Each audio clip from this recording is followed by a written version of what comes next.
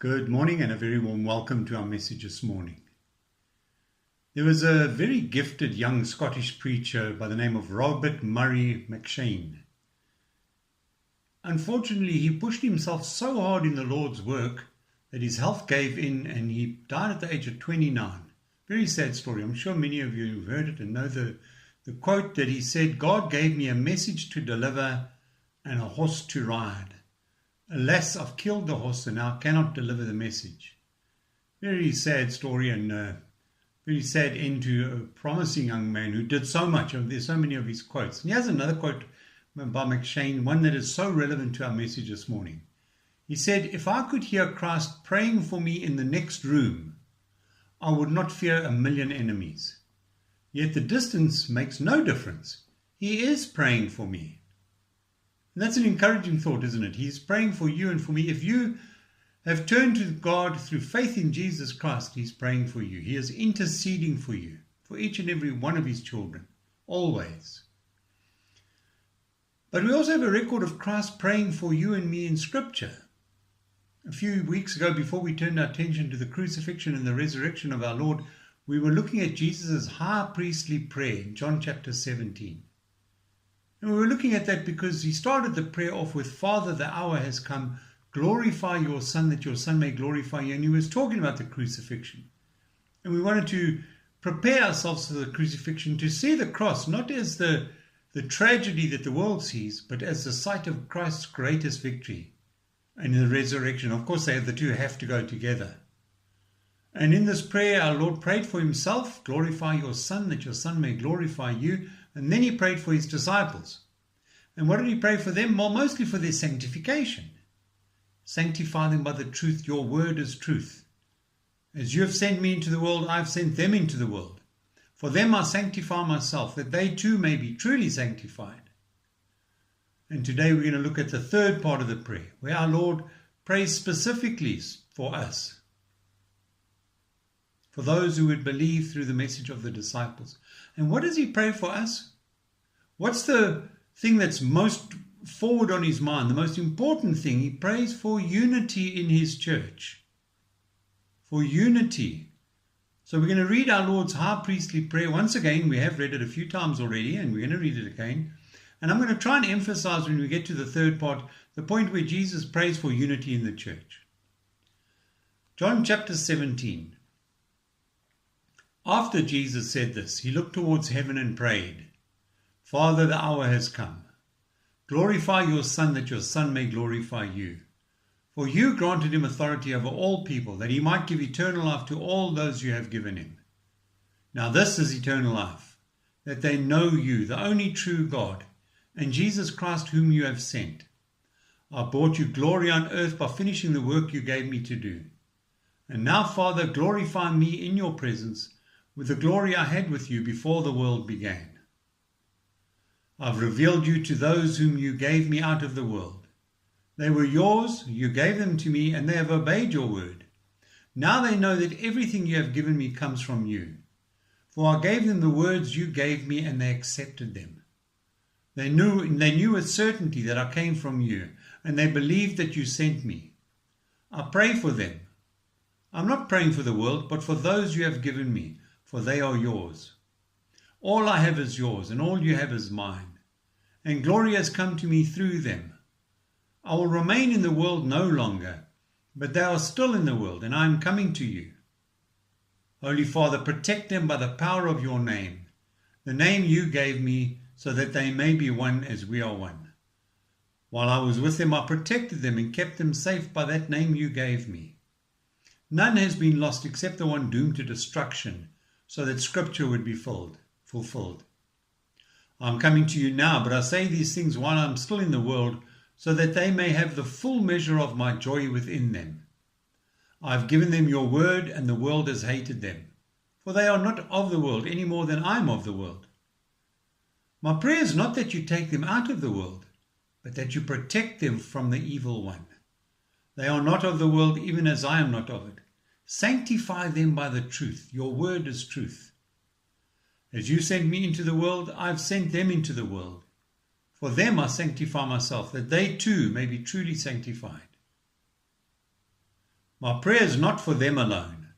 I also pray for those who will believe in me through their message, that all of them may be one, Father, just as you are in me and I am in you. May they also be in us, so that the world may believe that you have sent me. I have given them the glory that you gave me, that they may be one as we are one, I in them and you in me, so that they may be brought to complete unity.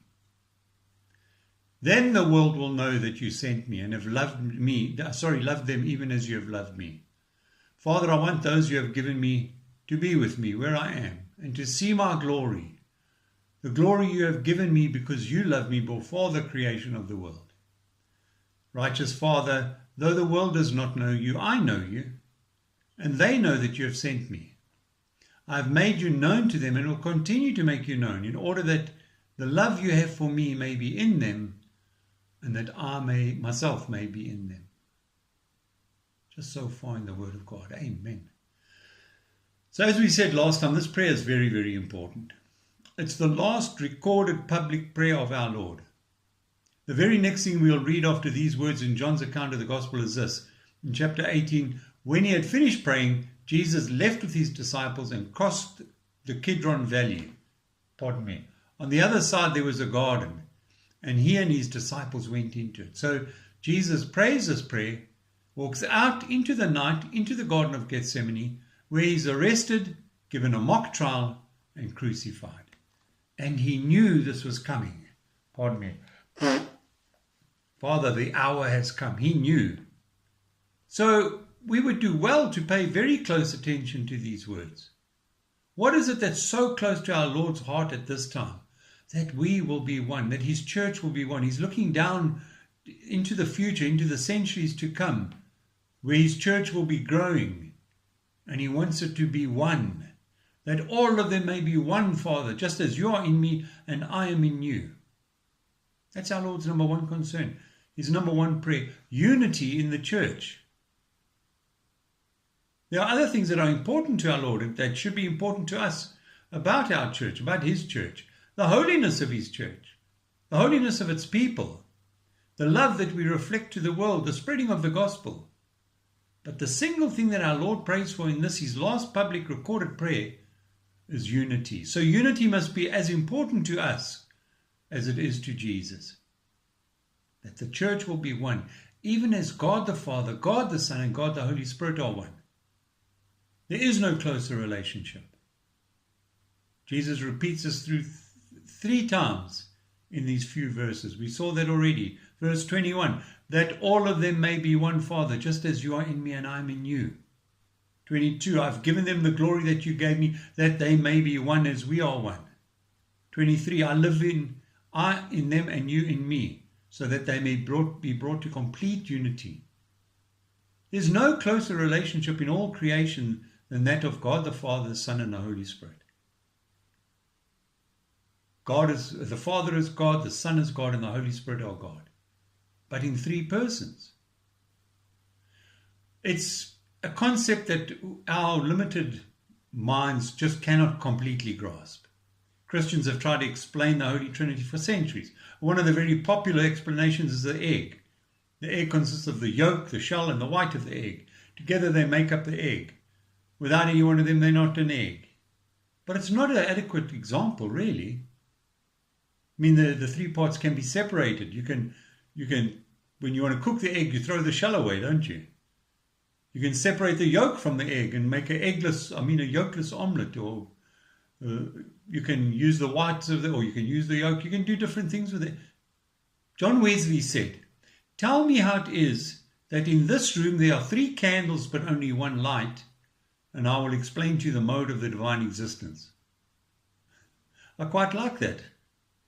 The truth is that we can't fully explain or understand the biblical teaching of the triune God.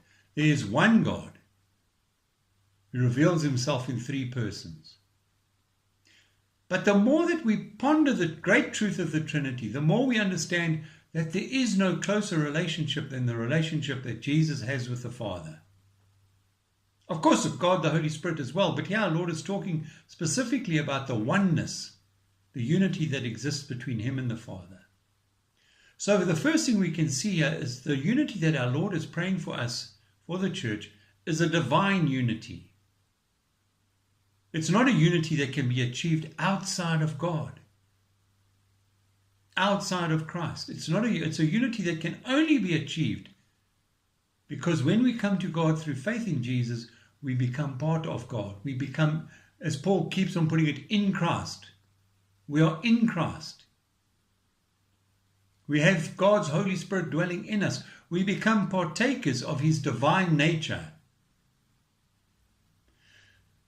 But let's be honest right now. Does the church today truly reflect that? Can we look at the church today and stand up and say, we are one? Really, I've shared this story before from this pulpit, but it does illustrate the point beautifully. There's two guys, let's say Bill and Bob, and they're chatting over coffee at a business seminar somewhere in the United States, and they've just met. Bob is a Christian. He's feeling a little bit isolated and lonely at the conference, and he meets Bill, and they're chatting, and they discover that they both love golf. So they decide they're going to organize a game together. And Bill says, look, I can make any time except Sunday mornings because then I'm at church. Bob's whole face lights up. He says, are you a Christian? Bill says, I am. He says, me too. It's wonderful. Are you a Protestant or Catholic? He says, Protestant. Oh, me too. He says, what denomination are you? He says, I'm a Baptist. Oh, Bob is so happy. He says, me too. Are you a Northern Baptist or a Southern Baptist? He says, I'm a Northern Baptist. He says, Northern Conservative or Northern Liberal? Oh, definitely Northern Conservative. Oh, Bob is so happy. He says, are you Northern Conservative Baptist Great Lakes region or Northern Conservative Baptist Eastern region? He says, I'm with the Great Lakes. He says, incredible, this is wonderful. He says, Northern Conservative Baptist Great Lakes Region, Council of 1879 or Council of 1912? He says, 1912. Bob says, 1912? No, man, you're a heretic. I can't play golf with you. Now, it's quite an amusing story, but sadly there's a bit of truth in that, isn't there? There's a lot of clashing between the denominations. But the sad thing is that there's not only conflicts between denominations, but even within the same denomination. Personality clashes, jealousies, judgmental attitudes, resentments, different styles of doing things. So many things that break down the unity that the Bible commands and that our Lord prayed for.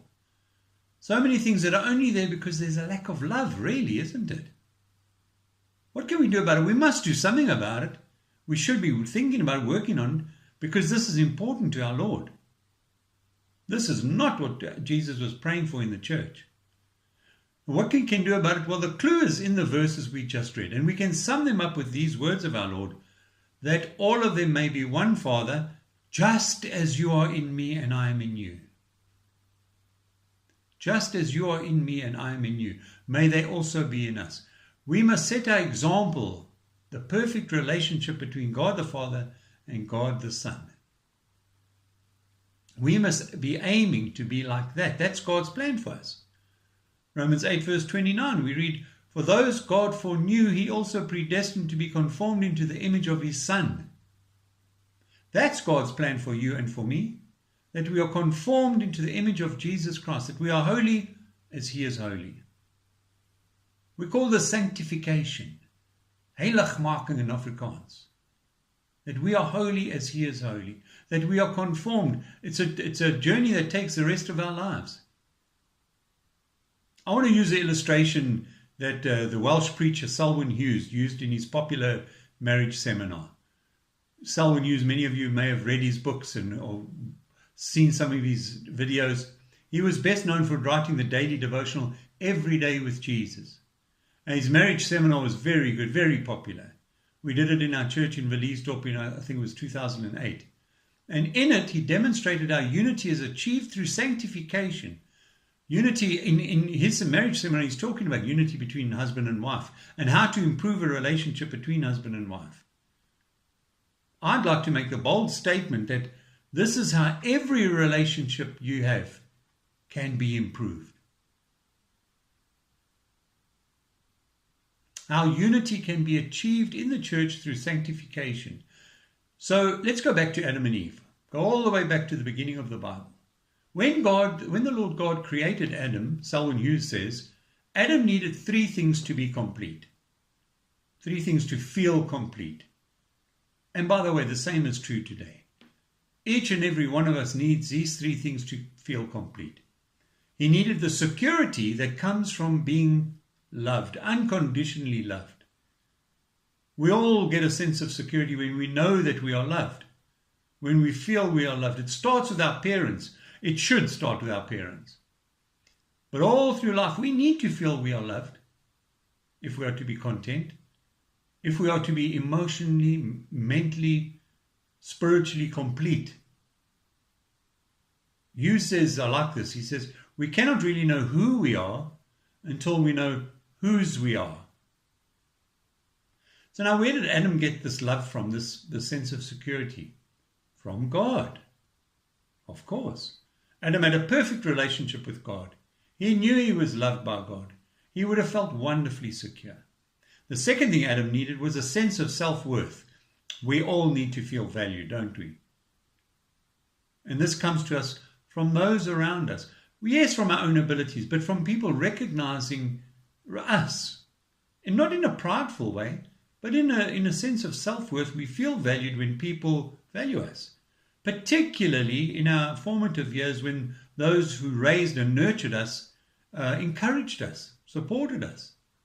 And we will grow up with a sense of self-worth. Where did Adam get his sense of self-worth from? From God, of course. Adam was created in the image of God. His self-worth came from that fact and the fact that the Lord loved him. And the third thing that Adam needed to feel complete was a sense of significance. That he had to know that he had a purpose. We all need that, don't we? We need to have a reason for getting up in the morning. That he needed to know he wasn't just some random accident of nature. He had significance. And that too came from God. God gave him purpose. God gave him work to do. But he gave him purpose. Adam had all he needed to feel complete. And I'm sure even content. He had a security that comes from unconditional love, God's agape love. He had self-worth and he had purpose. And it all came from God. His whole identity came from God. Along came Eve. Now, what did she need to feel complete? Well, exactly the same, of course. Security of being loved, self-worth, significance. And where did she get these from? Not from Adam. She got them from God. Now, you might not agree with the wording Selwyn used, the way he put it. Maybe you would say all we need is love and nurturing. Maybe you would say all we need is love and e-pole, as the old dog food advert used to say. But I think we can all agree that whatever they needed, they got it from God. And because they were getting all they needed from God, they didn't actually need anything from each other. So their relationship was perfect. It was based on God, on the love of God, their relationship with God. So their relationship, their love for one another was true agape love. Their love was a selfless love, a serving love. Selwyn Hughes calls it a ministering relationship where they could minister and serve one another. A true agape love. They could give themselves completely to one another because they did not need anything from each other. They had all they needed in God. And then they sinned. Their perfect relationship with God was broken. Oh, the Lord God covered their sin with the blood of the animal that was killed to make their garments, but their relationship was damaged. They were even chased out of paradise, separated from God.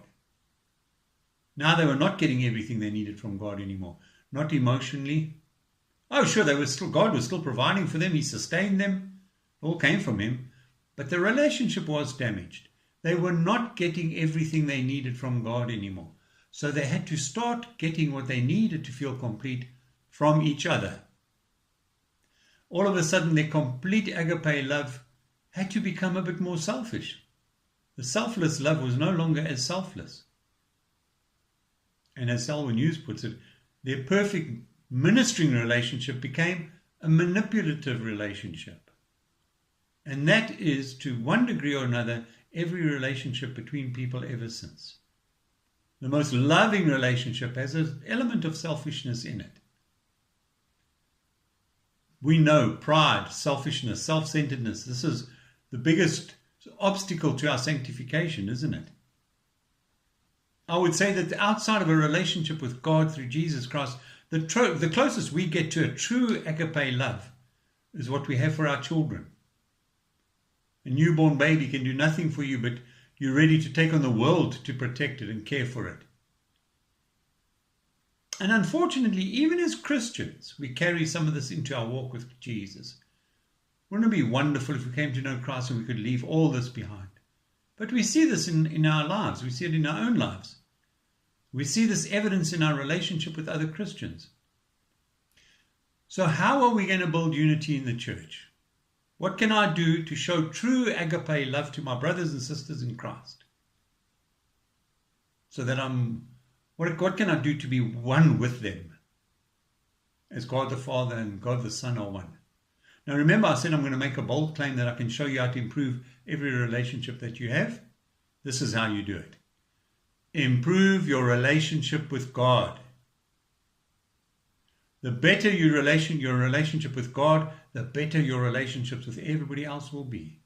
The more I love God, the closer I walk with Christ, the better my relationship with God, the more I will get my sense of identity in Him.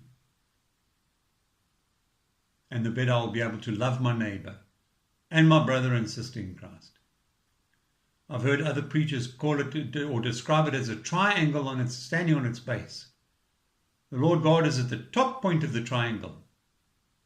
I'm at one of the base points, and my brother or sister in Christ is at the other base point.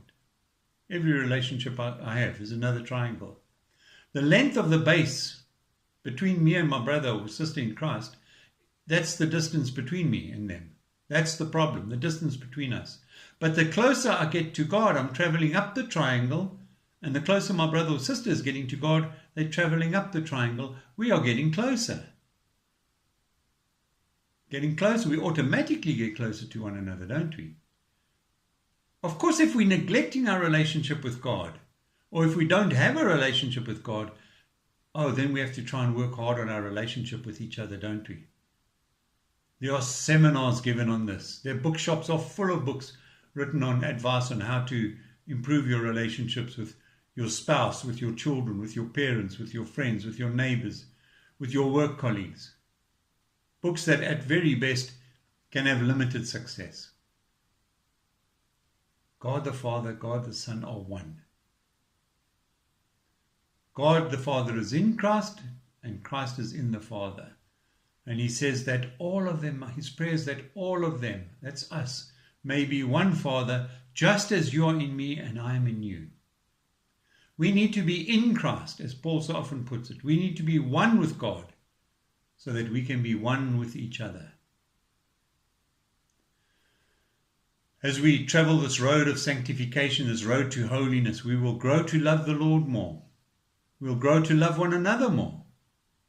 Listen to this. I have made you known to them and will continue to make you known to them in order that the love you have for me may be in them. That our love will grow as well, and that I myself may be in them. As we grow in Christ, the more we love, and the more we love, the greater unity we will have.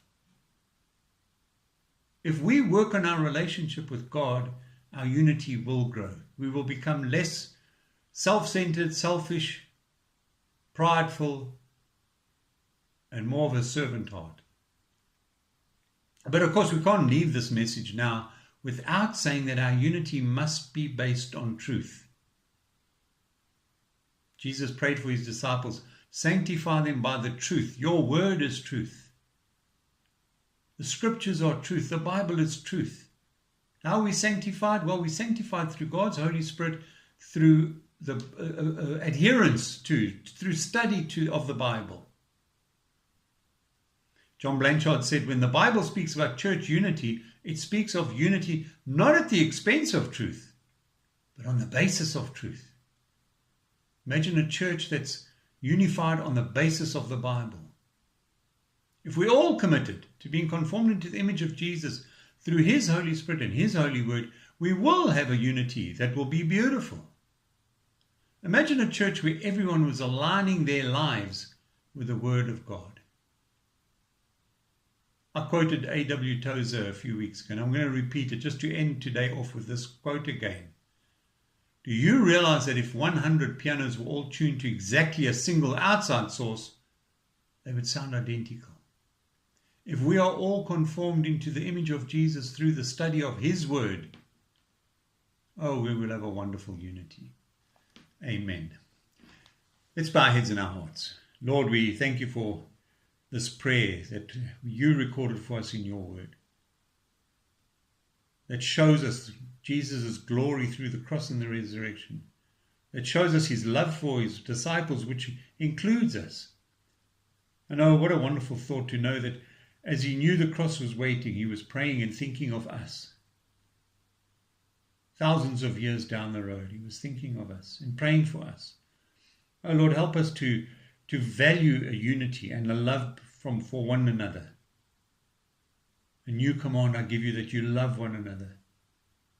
They will know that you are my disciples by your love for one another. Oh Lord, let us value that unity. Let us value that love. And we pray this in Jesus' name. Amen.